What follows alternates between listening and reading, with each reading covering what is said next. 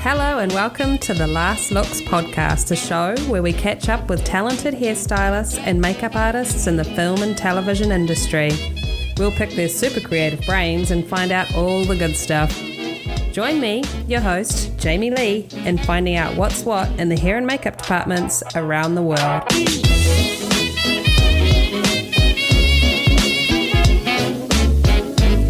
And now, a word from our sponsor. Sammy, great to have you back on the podcast. Jamie Lee, it's great to be back. Now, I would love to continue our chat about Hask and Set Bag must-haves. So last week you told us about the amazing collection of nourishing hair oils Hask offers. So what's in the bag this week? Well, no Set Bag is complete without our 5-in-1 leave-in conditioning sprays. This super popular collection offers 4 different variations, each designed to target a specific hair care problem. It's true. You never want to be caught without a detangler. I mean, ain't that the truth? Knotty hair is like the bane of my existence. So just to deep dive into these products a bit, I'll start off with the Argan Oil 5-in-1 leave-in. It conditions and detangles, but does so much more. This is our #1 selling Hask product. We like to call it our miracle product, which has 5 amazing benefits. So formulated with argan oil from Morocco, this specialty blend of ingredients packs your strands with moisturizing and conditioning agents that help restore dry and damaged hair.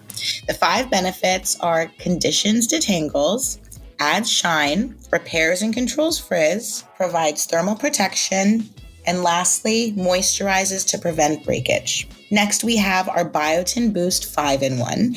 It's a lightweight formula that contains biotin, collagen, and coffee, which prevents breakage and helps thicken and detangle fine, limp, thin hair.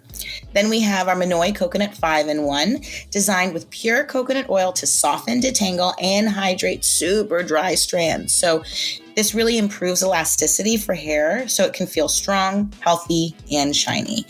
Finally, there's what quickly has become our hero product. So this is the tea tree oil and rosemary 5-in-1, which cools, soothes, and revitalizes the hair and scalp. So great point of difference, hair and scalp. Also, don't forget about that thermal protection. And as you can see, getting camera-ready hair is as easy when using the Hask collections. And the hairstylist faves found in their set bags provide just what they need. I have to say I love the tea tree and rosemary. I'm all about invigorating that scalp and it smells so good. Thank you. We thought it was really important to come out with a product where the ingredient story is famous for its purifying and invigorating properties. Thanks again to you and Hask. It has been so awesome having you on the podcast, Sammy, and super informative. Amy Lee, it was a pleasure to be here. And let me leave you and your listeners in the trade industry with this. The Hask brand welcomes the opportunity to continue building our relationship with the TV and film styling community. So if we can support a project you're working on, please send us an email at hask@stonemanagement.net and we'd be more than happy to help. That's so cool, Sammy. Thanks again. This was so fun. Thank you for having me.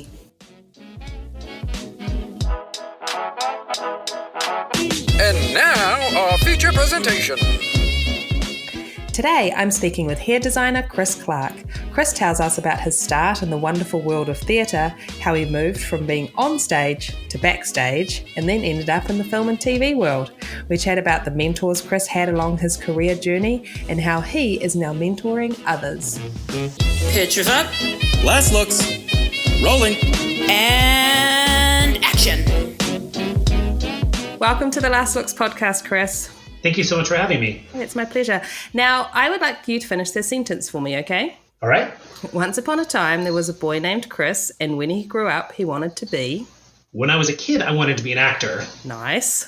I started in the theater very young with a company called Children's Theater of Phoenix. Mm-hmm. And I thought when I grow up, I was going to be a classically trained Shakespearean actor.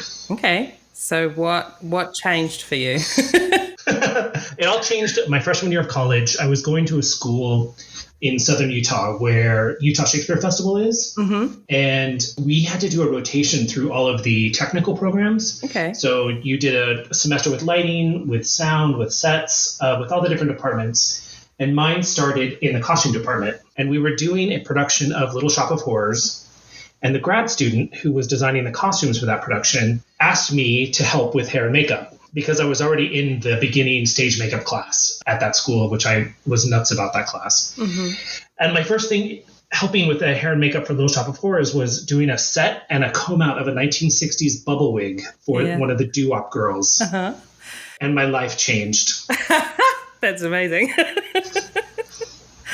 And I felt like all of my peers in the acting program needed it. Like they needed to be an actor. They needed to be on stage. It fed them. Mm-hmm. And for me, it was the theater. Right.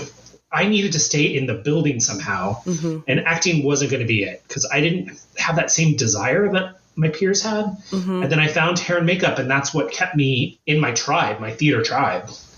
So going back to when, like, how did you first figure out that as a child that you even wanted to get up on stage? Like, did your parents go to theatre a lot? Like, how did that even start? It started actually at church. Okay. There was a church plays we would do at Christmas and sometime in the spring, and it sort of fed into this desire of community for me, of the weirdos and the expressive kids. And I found a group of kinship. I found a group of people that just felt right to be around. That's so cool. And so once you've dressed out this bubble wig and you're like, oh my goodness, everything is going to change directions slightly, how did you move forward with that? Well, I finished that year in college, and then I decided to move to New York City at 19, having never been there. Wow. And I just convinced my parents that it was going to be a good idea because I thought if I'm going to finish college with a theater degree and focus on design instead, I want to go kind of live the life and make sure that this was the right path for me. Mm-hmm. So I moved to New York for a year and did off-Broadway theater and off-Broadway theater and whatever I could do to get experience and to do hair and makeup and to be a part of the storytelling. And then after a year, my dad was like, you need to finish college. And I was like, of course I do. So he offered for me to go to Arizona State University, back to my hometown. Mm-hmm. And because he went there and he said, you can live in the guest house if you want to do that. And I thought it was a fantastic idea. So I came back to Arizona and finished my 3 years of college at Arizona State University with a focus on hair and makeup and lighting design. Okay. And I was the only hair and makeup person there. So I designed all of the main stage productions, did all the wigs, did all the makeup. But at the same time, an equity theater in downtown Phoenix called Actors Theater Phoenix, which unfortunately no longer exists now, they needed a hair and makeup designer. So I would go to production meetings with my lighting professor and my scenic design professor. And I got the experience of being in the classroom with them and then being in like actual working environments with them. Yeah. So from my sophomore year of college, I was designing 12 main stages a year. Wow. And doing all my undergrad work. So it was a huge, huge lesson for me. It was a very, very formative part of like my experience doing hair and makeup. Yeah, that's pretty amazing. You must have been a very busy boy. I was, but it's also how I made money. It was like the school would pay me and the theater would pay me, and not a whole lot, but I needed to work. And I was just so lucky enough to actually work in what I wanted to do for a living. That's awesome. Do you still have contact with people from college? The costume designer that initially put a roller in my hand for the first time, he and I are still very good friends. Oh, that's so cool. So what happens? Do you go back to New York or? I literally take the cap and gown off and the next day go back to New York. You're like, okay, I'm done. I'm heading back. Yeah. I gotta go do this. So I get back to New York, and I had friends from college who were also there at the time, like folks who had graduated a couple of years before me. Mm-hmm. And I was there maybe 3 months, and then I started swinging on Rent on Broadway because through a contact of a college friend who knew the hair and makeup supervisor of Rent on Broadway. So I was there probably 2 or 3 times a week covering shifts, doing the show. And I was like, Rent was the perfect show for me because I was the right age. I was the right demographic for that audience, like young, gay, struggling in New York. Like it was such a great show for me. And 2 or 3 months later, The Lion King was coming back from its out of town tryout in Minnesota. And they were looking for a third hairdresser for that show. Yeah. And I was one of the people who interviewed, and I got the position. And so I had my first full-time union job about 4 or 5 months after I got back to New York. Perfect. It was amazing. I was the youngest person on crew by 5 years. It was just a phenomenal experience. So I started out in the hair department, and then the makeup department had left to do some postgraduate work. And so the assistant moved up to department head, and I switched departments and went into makeup. Oh, wow. For about 4 years. And at the same time, setting up the LA production, setting up the first national tour. And then they shipped me off to Sydney, Australia for like 4 or 5 months. This is all with The Lion King? All with The Lion King. Wow. That's so amazing that you can work on one show for such a long time. Like, that's incredible. It was great. It was really great. I felt a real kinship to that company, the actors, the music. It just really was a great time for me. And you got to do a bit of travel, so that's also pretty awesome. Yeah, it was amazing. I had no idea that just because I had worked in the hair department first and then moved over to the makeup department, I was the only one in the United States that knew every track and every wig and every makeup. So I was the one chosen to go traveling with the show. That's amazing. So you went down to Australia, and then were you hiring local and then teaching them what they needed to do? Is that how it works? Well, that show had already been up and running, and the department head quit. No, the department head fired the second and then quit. Right. And the second wouldn't come back. Oh, okay. So there was no one in Australia who knew how to run the show. Right. So I literally get a call like, can you be in Australia in 11 days? And I was like, oh, yeah, absolutely. I'd never been. Yeah. Like, yes, of course I'll go live in Sydney. So how long were you there for? Like 4 or 5 months. Wow. And then they were bringing over a department head from Italy to take over from me. And I came back to the United States. Awesome. And continued on. So how, was it 4 years total that you were with? I think I did another couple months then at that point. And then I moved out of New York for a couple of years and then came back. And then that started like my journey with Wicked when I came back. Okay. And just going back a little bit and understanding just working in the theatre world, when you're doing off-Broadway stuff and then you get a job on Broadway, is that a different feeling? Like you feel like you've stepped in another direction? Absolutely. I moved to New York to be a Broadway hairdresser. Okay. Like it was the pinnacle of what I thought I was going to do in my career. And I loved the Broadway community. I loved all of the activism that was happening at that time with Broadway Cares, Equity Fights AIDS. I was doing a lot of volunteer work. I love that community, and that was it for quite a while. It was a magical time. That's so awesome. So how does that shift happen from doing stage work to then doing television and film? What brought that on? I was the department head of hair at Wicked for about 4 years at the time that I was going to make the transition. I had already, to go back a little bit, I had already done one film.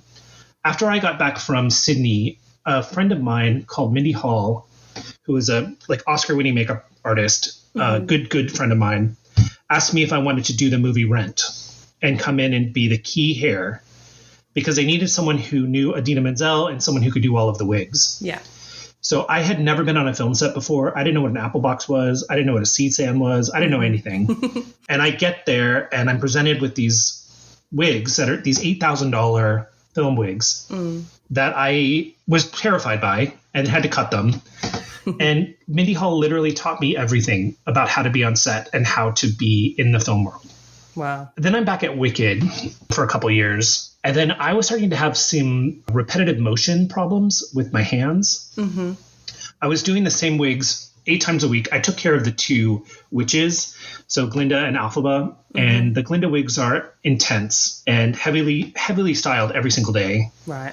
And I was having some motion problems, and I was beginning to have some tendonitis symptoms, and I was in physical therapy.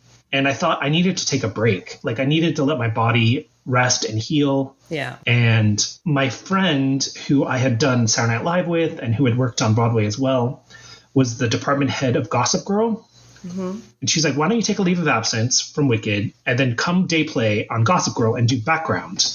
And you're going to make more working 2 or 3 days than you will on Broadway. So I thought, well, that sounds great. So I put in for a leave of absence. It was approved. And then off I went into day play land in New York City. On Gossip Girl, which is fun. On Gossip Girl.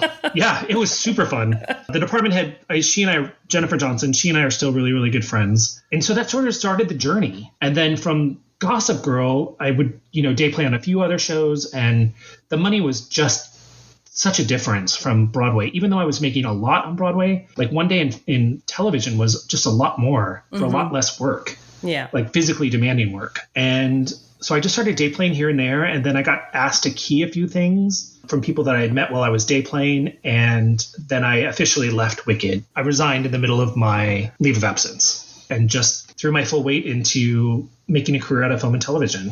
So what was your first full-time gig? It was a very, very, very short-lived project at the WB called The Beautiful Life about models. And we were shut down in the middle of our 5th episode at lunch. Right. And so that was my first key position, and the job disappeared. And we loaded out the next Monday, I think. Mm-hmm. And then Mindy Hall, again, who has been so influential in my life, asked me to department head a movie called Margin Call. Mm-hmm. And it was an all-nights 19-day, I believe, film about the 2008 crash with a bunch of stars in it. Demi Moore was in it, and Stanley Tucci, who I got reunited with later at Feud. And it was this amazing experience, this really quick movie. And then I was moving into like keen big features. Right after that, I left that movie. The next day after we wrapped, I loaded in to do the remake of the movie Arthur as the key. Oh, cool. That's fun. Yeah.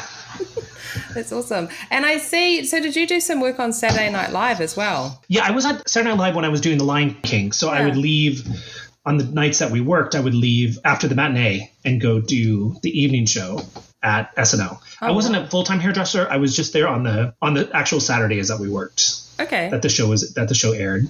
So you've seen firsthand the insanity that happens. Oh yeah, I was 3 seasons. It's amazing. I spoke to the heads of department that are currently there, and I couldn't stop laughing through the whole interview because it all just sounds so insane. And they must. Oh, it's bonkers. They just must have such calm. I don't know. I think I'd just freak out every 5 seconds, constantly, all the time. So, but the thing about SNL is it's theater. Right. You're doing theater. It just happens to be taped. Yeah. So the quick changes are real. Yeah, the way it's set up is just like doing a play. You don't necessarily know the play very well or what order it's going to be in. Mm-hmm. But yeah, it was theater. So that's what I loved about it. And those folks are dear friends over there. Like, they're good people. And Louis was there when I was there. Oh, amazing. Yeah. I kind of jumped back to SNL. Yeah, I did the Arthur remake, and then another picture with the same department head, Man on a Ledge. And then, I started keen features. So Country Strong, which we did in Nashville, Extremely Loud, Incredibly Close in New York, and The Wolf of Wall Street was a big deal as a key. Yeah, absolutely. I was going to say, I mean, you've got a wide variety of projects under your belt. So like everything from, as you say, Gossip Girl to Wolf of Wall Street and heading Pose and The Politician and Feud. I mean, let's chat about some of them, because any faves come to mind? I have 2 favorites, I think, for 2 different reasons. Yeah. The Normal Heart, which was the first project I did with Ryan Murphy, was in New York. I was hired as a local. They wanted to have someone in New York. Being a part of being able to tell that story and being able to give honor to the people whose stories that was. Just for those who may not have seen the film, give us a little background as to what The Normal Heart is about. Sure. The Normal Heart originated as a play, and it is about the beginnings of the AIDS epidemic in New York City and the rise of gay men's health crisis as an organization. Mm-hmm. And it's autobiographical, and it is about gay men and lesbians struggling to have the AIDS pandemic recognized by the city government, and while trying to create a community of self-care for everyone. Yeah. So a lot of these stories were based on real people and their real circumstances succumbing to AIDS. Yeah, absolutely. And so what that started, you would have been doing period stuff like early 80s? Yeah, it was early 80s. And it was everyone's own hair. So it was all men except for one woman. And my second did her. It was just the story. It was just being able to be a part of like being honest and being truthful and respectful to these stories and to be as accurate as we can be. Yeah, that's awesome. I mean, do you find that you get more satisfaction in some ways from working on a project that has such a strong message and telling a story like that? I love the part of my job where I am a small percentage of the storytelling. Mm-hmm. I'm not just there to put in beach waves or to slick some hair back. I want to be a part of the conversation of who these people are. Yeah. And in that show, and especially within Ryan Murphy's world, I'm given a lot of latitude and a lot of space to explore those thoughts with the actors and within my own ideas of the story and the period. And it just is so meaningful to me. And it matters to me a great deal to be able to find the truth and be a part of the storytelling. That's very cool. Just gives your work world another level, doesn't it? Yeah, I think it's because I started out on the other side of it, maybe, that, yeah, it matters to me a lot. And then there was also an incident on that movie where we had to take I think it was a 3-month break for Matt Bomer to lose the weight for his death scenes. And one of the actors had a bit of a meltdown and shaved his head. Oh, God. And yeah. I hear about these stories, but... Yeah, it happened. It happened to me. Okay. And they freaked out, of course, because the hair wouldn't grow back in time for when we came back. Yeah. And they said to me, like, well, what are we going to do? And I was like, well, on this film, I'm just dressing men's hair and doing men's haircuts. But I'm really a wig person. Mm-hmm. So if you can monetize me to have a proper wig made, I'll have it colored by the same colorist, and you will not be able to tell the difference. Mm-hmm. And they did not believe me, but they gave me the money anyway. Oh, good. What else are they going to do? Yeah. So when we came back to shooting, we didn't even have trailers yet. We weren't loaded in. So I had rented a VIP room at a really high-end salon that I use in New York for all my colors at the time. And had the actor in, had the wig in, put the wig on the actor.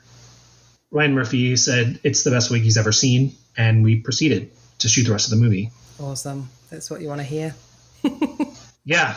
And then maybe 2 weeks later, I hear from one of the producers, we want to talk to you about our next project called The People vs. O.J. Simpson. It's going to be a lot of wigs. That's cool. So if that actor had not shaved his head, I do not know that I would have gone on the path that I've gone on with Ryan Murphy television. Isn't that interesting? So at first you're like, what a nightmare. And then there's a silver lining. That's cool. Yeah. Yeah. That's awesome. And what was the other project you were referring to when you said you got 2 favorites that stand out? Oh, it's Feud, Betty and Joan, for sure. Oh, yeah. It was my favorite artistically. I just loved dressing that hair. We had 63 lace front wigs in that show. I love period. I can get totally a dorky, like go down a whole road about how much I love period hair.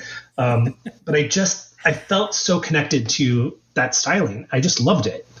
And Matt doing all of those matches and then all the journey that Jessica Lange's character went on and being able to be a part of that storytelling with her and the matches to whatever happened to Baby Jane, like it just was so artistically fulfilling.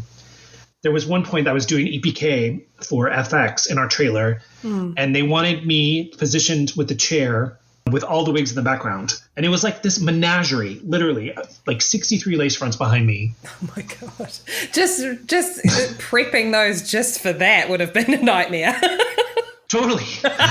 And you're like, you want what? And there was a scene in the show where Betty Davis has to pick her whatever happened to Baby Jane wig out of a stock of wigs. Yeah. So a hairdresser character has 13 wigs, and Ryan wanted everything from a Marie Antoinette to everything. Like, so we had to prep all of these set dressing wigs, and one of the wigs, which I had as a little Easter egg for myself, was one of the wigs from OJ that Sarah Paulson wore as Marsha Clark, and I dressed it into a 30s kind of silhouette so you wouldn't recognize it. Yeah. But I know it's there and it just kind of makes me giggle. That's awesome.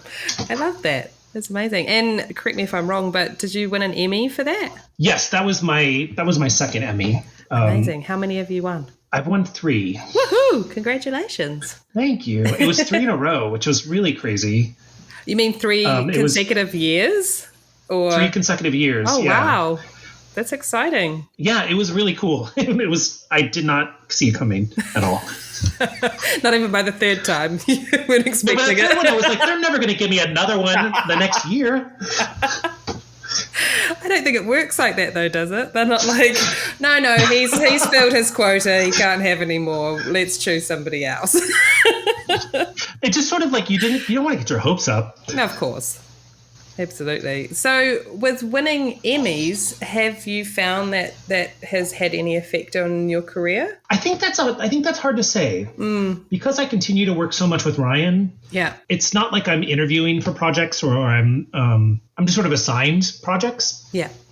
But since the pandemic started, I've stayed home in Austin. So I keep turning them down. And so other things locally have been popping up. Oh, cool. So I think those wins are now starting to help career-wise when I'm not so tied to traveling back and forth to LA. Yeah.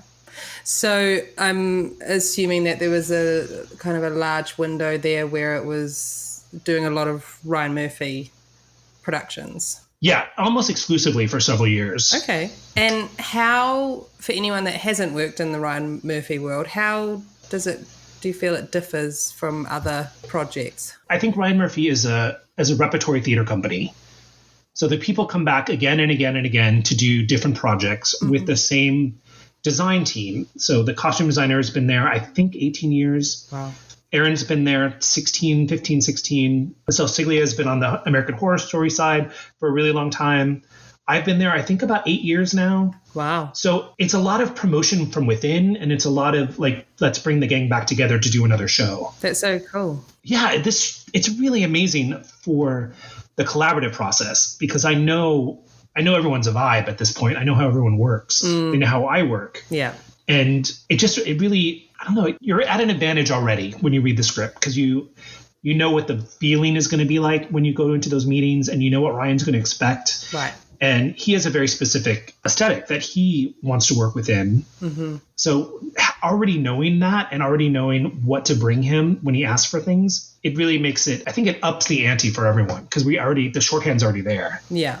And it's just so nice that they continue to bring the same people together because it's just like, well, if it worked that time, surely it's going to work again and again. I feel very fortunate to be continued to be asked back for sure. I mean, it's so often in our line of work that every time you start a new project, it's with almost an entirely new group of people. Not so much within your team or maybe makeup, but just production-wise, it's a whole, different director, different aesthetic, completely different feel, and you're just spending the first part of that kind of finding your feet to figure out like what is expected of me in this particular situation and this project. So that shorthand must be really nice. It is. It's really, and they're good people. Everyone's super creative and super nice. Well, that's what you want, number one, really, isn't it? Who wants to have a bad day at work, really? I know, especially when you're there for like 15 hours a day. Yeah. No one wants that. It's like, can we all just get on? Thank you. Absolutely. A question that I get asked by people like stylists who maybe haven't been working in the industry that long is like, how do you learn to know what to do like as a key or to run a department? So I'm always just like, wow, that's different for everybody because I mean, it's not really written in a book or completely learnt. You don't go to necessarily a school just to learn how to run a department. So how do you think you learnt how to run a department? I think it was by keying for really good people. Yeah. And I think, like I said before, Mindy Hall had an enormous impact on my education and my set etiquette. And even though we were in separate departments, she took me under her wing and was very influential to me. And keen for people who I didn't quite jibe with their methods and people who I would take things away from their methodology. And it was just sort of a learning process and an osmosis of what works, what doesn't work, what makes me feel good at work, what doesn't make me feel good at work. Watching people interact with ADs and producers, especially on The Wolf of Wall Street, it was such an enormous project. Sandy Pell had an enormous amount of influence over hair and makeup. And just watching those dynamics play out, I think just sitting back and being quiet and just watching how people work, I think taught me a lot about how I want to spend my days. Yeah, that observation goes a long way, doesn't it? Just paying attention. I always find that I definitely remember when things made me feel not good and how I don't want to do that to somebody else. Like those are the things that Absolutely. really stuck with me, more so than the positives, which is, I don't know if that's a good thing, but I think that definitely helped me. It was just like I'd see things playing out and I'd be like, oh no, I don't want to do it like that. Yeah, this is no fun. And I've been on sets that I've been department head where I'll see a day player be really mean and cruel to a background person, and then they're wrapped. Like that's just no place for any of that like traumatic energy anywhere on my sets. I would much rather have a mediocre hairdresser that is a super nice person that I can help train or I can help show things than someone who's a rock star hairdresser who's a jerk. Yeah. It's just not how I want to spend my day. No, it's very true. And it's good to put that into practice and actually follow through with doing that. That's awesome. I think it's important. Yeah, it is. So when you're putting your team together, what are you looking for? Usually it's about diversity in many ways. What does this project need that I don't have? What skill am I not that great at that I need someone else to come supplement what I'm doing? Who do I want to spend 18 hours with? Yeah. And what does this cast look like? And I want my department to look like this cast. I want people to feel they're being represented in the crew. So there'll be times I'll try out a new third. There'll be times that I'll try out 2 new people because it matches the project and it matches the cast. Yeah. And another thing for me is very important is barbers. Finding barbers that can come in, make sure the actors are comfortable, especially any highly textured hair actor. I want to make sure that they know that someone is extraordinarily proficient in their hair texture, and finding that person to be a teammate with my department is really important to me. That's awesome. So throughout your career thus far, what do you think has been the biggest challenge you have faced?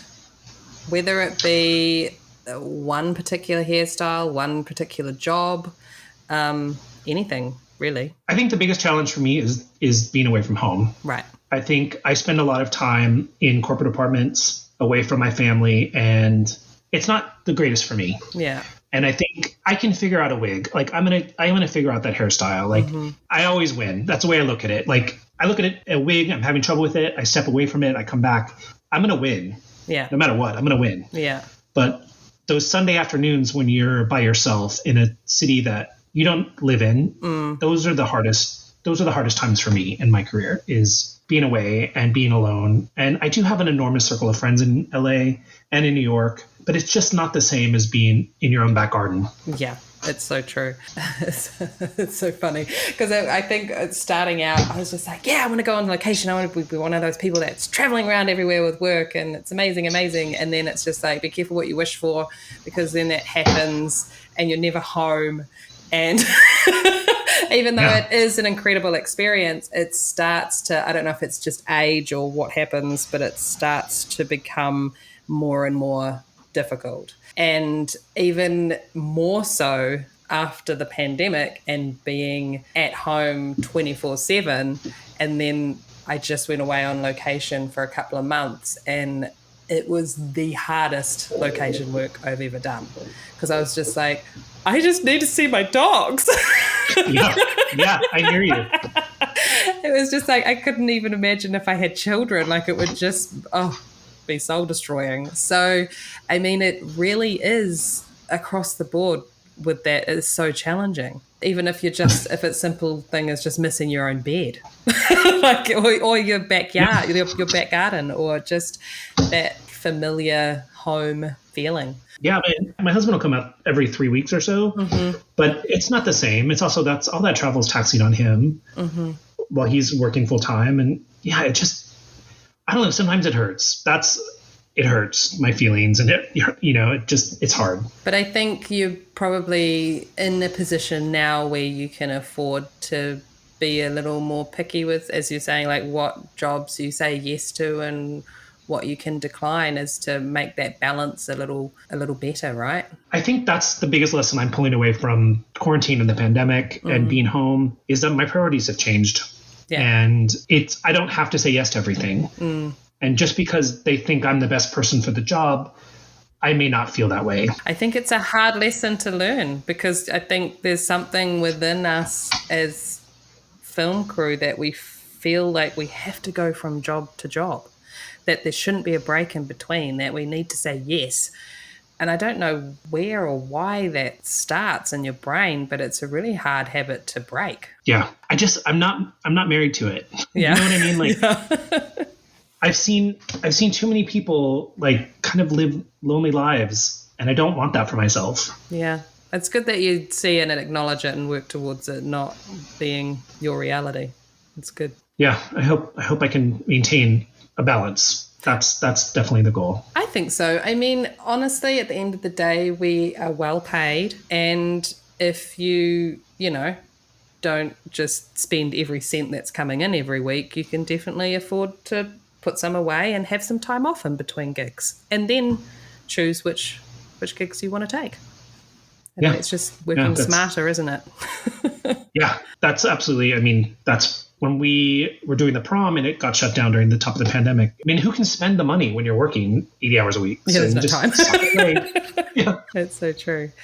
So I would like to know, and this can be a difficult question to answer, but I would like to know what you feel helps you stand out as an artist. I used to think my fatal flaw in this industry and in my career was how sensitive I am. Mm-hmm. And I've come to realize over the last year or so that is my greatest strength. Mm-hmm. Like, that is why I connect with actors in a way that helps them develop character. Mm-hmm. I think that is why I'm able to be a part of the narrative and to be a part of the storytelling, is because I can really open up myself to the experiences of these characters, and I can open up myself up to the experience of the actor that's sitting in the chair in front of me and what their goals and desires are for that day. And I used to think that it was something that was not great for me because my feelings would get hurt or someone would try to run over me, and I don't allow that to happen. Mm-hmm. So I think that my sensitivity and I think my general being open to the experiences of everyone around me has really led me into this very naturalistic style of hairdressing and designing, mm-hmm. where everything is based on what that character has access to. What was their morning like? Where are they coming from? Where are they going? So I really try to tap into all of those emotional experiences, mm-hmm. and it really informs what they look like. Yeah. Instead of just, this Instagram photo is what I want for this character. Right. Yeah. And I was about to say, so not even yes, the sensitivity and being able to completely dive into that, but just wanting to and having the respect for what that actor needs to go through and needs to do, what their job is. I feel like I've just come across so many stylists that they just don't have respect for the actor's craft, and it's quite sad. That's the whole reason we're there. Yeah, I know. But it's just so interesting. They, there's the eye roll of oh, she wants blah blah blah, and it's just guys, this is what your job is. You are helping them to create this character, and it's just it blows my mind. Just it seems to be a lack of respect for the actor and their craft. So it's so nice to hear you say that you are fully on board. And that must, in turn, actors must just absolutely love going through that with you. I hope so. I have actors, reach out to me for other projects after I've worked with them. So I hope so. I hope that that's right. And it's also, everyone needs something different depending on what day it is. Mm-hmm. I have to be sensitive to the fact that this actor needs me to be a court jester for them for the day. Right. And this actor needs me to be their father mm-hmm. for the day. And maybe it's a totally different story the next day, but they trust us. We touch them. We have physical relationships with these people. And it's important that we're setting them up for success and whatever that means for them for that scene work.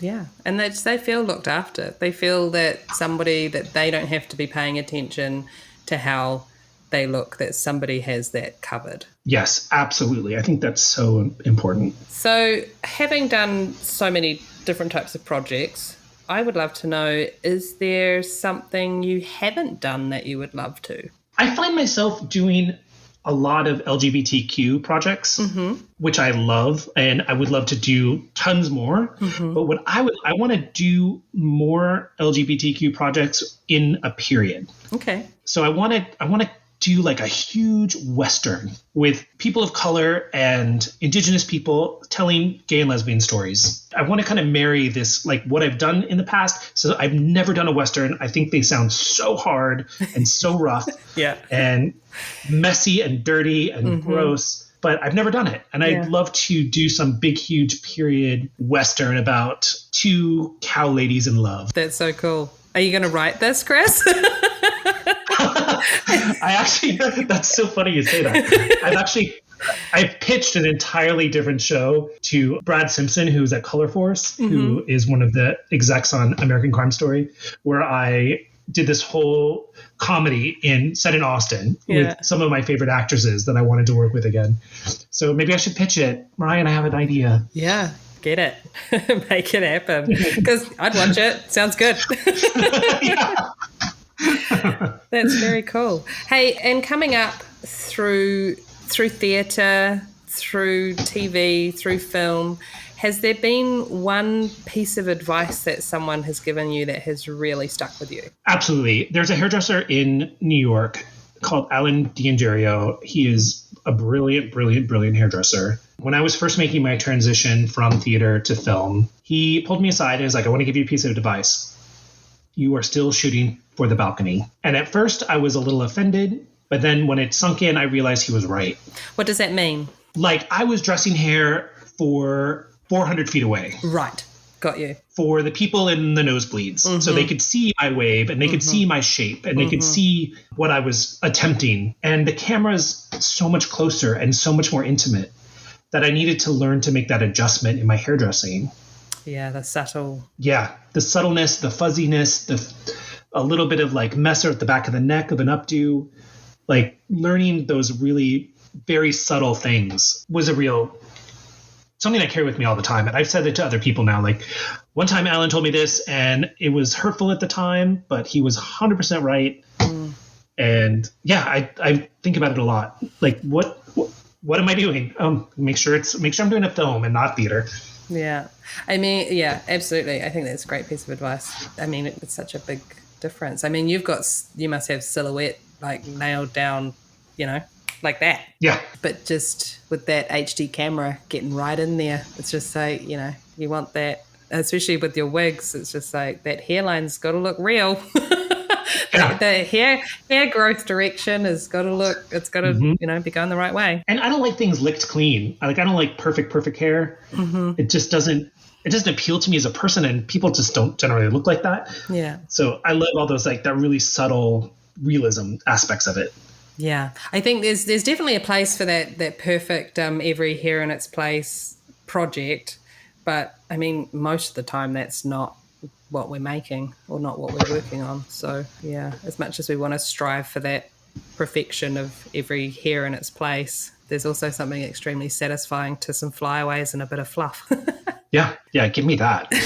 Yeah, me too. I'm the same. So what are you about to jump onto, can you say? Yeah, I'm doing a Netflix film here in Austin. We've just started production meetings last week. And it's a story about a young lady who has different paths of life that she's exploring.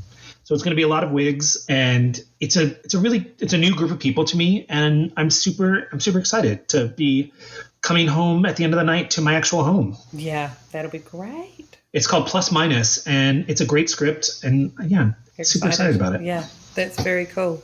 Now, I wanted to chat a little bit about your mentoring with your local union in Austin. Do you want to tell me a little bit about that? Because I've seen a bit of it pop up on your social media. Sure. It all started at the beginning of the pandemic. A group of people within Local 484 here in Texas and Oklahoma started the Inclusion and Diversity Committee. And we're a mixed local here in Texas. So it's people from all the departments together under one big umbrella. So we started discussions about how can we make this local look more like the population of the state. We have a very Caucasian local in a very Caucasian, Black and brown state. So one of the ways we thought we could do that is through mentorship of people coming into the union to have a one-on-one safe landing spot with someone within their department to teach them the ropes and to teach them about set etiquette and about just the nuances of how to work in the film industry. So that's been my goal with the mentorship program is to create a landing spot for new members, hopefully people that are going to diversify our union, but to give them the education they need to be successful. That's very cool. And just that support system. Absolutely. And I think it's really, really important. And once the world opens up more, I want to go into beauty schools. I want to go into the barber colleges and talk to local hairdressers here in Austin and just say, this is another career path. I'm not recruiting you. I'm not telling you I can get you a job. No. But this is just something else to think about. Yeah. Just instead of going. Let them know that it's a possibility. Yeah. Instead of going into a shop or a salon right away, this is something else that you can explore. Yeah, that's awesome. So it's just a different path that I came to this. But yeah, people should know. People should know about it. Absolutely. So that mentoring, is that someone who has already, is it for people who have already kind of decided that that's the line of work they want to get into? Or is it also open to people who are thinking about it as a possibility to see whether it is something they want to do? I think right now we're focusing on the newest members of the union, but in the goal in the future is to expand it to everybody on set and everyone who's interested in being on set. Like getting the PAs together and saying this is it. The PAs haven't decided what department they want to explore because we have everyone under the umbrella. Yeah. Like, does this PA interested in special effects makeup, or are they more interested in electrics? And giving them the opportunity to talk to people and find a career path that's best for them. Yeah, so that's a very big goal. Like we have to like kind of go out several rings of the system at that point, but that's kind of our long-term goal. That's very cool. And I think honestly, just the simple act of teaching on-set etiquette is brilliant, because I feel like there's a lot of people that have skipped over that and just not aware. Like nobody pulled them aside and said, okay, this is how it works. They've just kind of rolled up and, made it up as they go along. Literally, like set etiquette 101. Yeah. Who is carrying the heaviest thing? That person has the right of way. Yeah. That was your lesson for today. You know what I mean? Which, I mean, you would think would be just life common sense, but maybe not. Yeah, not. But anyway, so tell me, you've got your trailer, you've got your station set up, you've got all your bits and pieces with you. If I was to take one tool or product away from you, Chris, what would you not want me to be taking away? I have a certifiable obsession with combs. So an array of combs or a specific, like one comb? I want every comb on the planet to belong to me specifically. Okay. I want them all. But one comb in particular, a YS Park tail comb, I don't seem to be able to put a wig on without one. Okay. And that would be the thing that would handicap me. If you really wanted to handicap me, you'd take away my yellow tail combs. Oh, dear. I love that. And what about a product? I'm a huge fan of Unite 7 Seconds conditioner. Yeah. I just am nuts about it for wigs. And, what is it called? Lotta Body Setting Lotion. Who's that by? I need my It's a company called Lotta Body. Okay. And they do different products, mousses and whatnot, but they have a setting lotion that I mix 50% water, 50% Lotta Body, do a good old roller set, put it in the oven, brush it out. You never know any products is in there. Oh, that's you have awesome. like this perfect period, bouncy, whatever you need it to do, or updo, or whatever it is, but it doesn't flake. You don't see it. You can dilute it way down if you want less hold. It's one of my like hero products for sure. That's awesome. Give me that and my yellow comb, and I can do anything. Love it. And who would you like to hear on the podcast? I think Kathy Blundell would be really fascinating for me personally. When we were doing the Wolf of Wall Street, she was Leo's personal hairdresser. Yeah. And we would sit on set, and I'd literally, if there was a huge setup, turn to her and say, Kathy Blundell, tell me a story. And she would talk about the most amazing hair pieces she had made or the most amazing experiences that she had. And I think she's super groovy, and I'd love to know more about just about her whole journey. That's very cool. I agree. Yeah, she's cool. Yeah. I've never met her, so that's awesome that you got to work with her. Yeah, she's a badass. Well, Chris, I would like to thank you so much for your time, and I have loved chatting to you, and thanks for coming on the podcast. Thank you so much for asking. This was such a lovely experience, and yeah, it was a great way to spend a Saturday afternoon. Awesome. Thank you.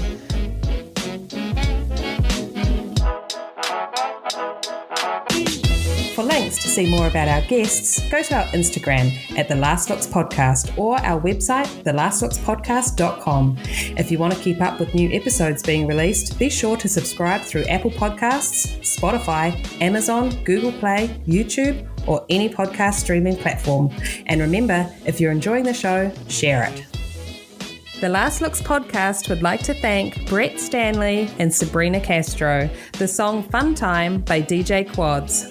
Thanks for listening. Until next time. That's a wrap, people.